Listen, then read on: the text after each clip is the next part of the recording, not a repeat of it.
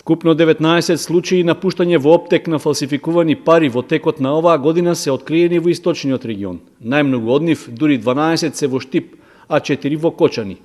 Со интервенција на полицијата, откриено е дека се работи за нелегална постапка, за што против сторителите се поднесени соодветни кривични пријави до судовите.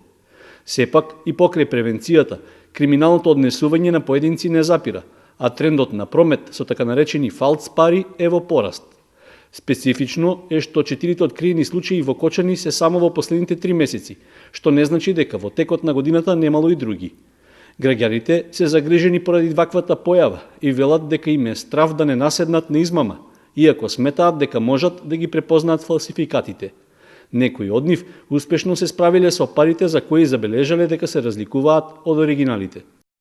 Препознае по таа линијата. Што има на страната линијата, препознае.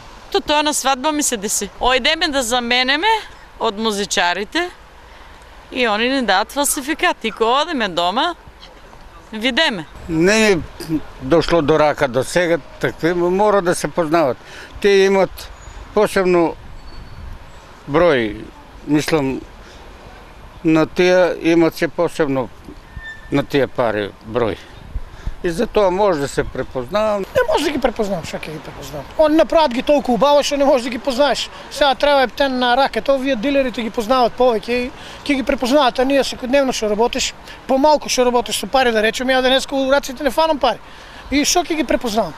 Од секторот за внатрешни работи предупредуваат дека граѓаните треба да внимаваат кога примаат банкноти во поголеми апоени. Според анализите на Министерството за внатрешни работи, најмногу фалсификати има кај банкнотите од 50 и 100 евра, како и од 500 и 1000 денари. Еден од најнеобичните случаи за нивно откривање беше оној кога 51 годишен штипјенец со 3 фалсификувани банкноти во апоени од по 100 американски долари се обиде да ја плати нарачката во кебапчилница во Кочани.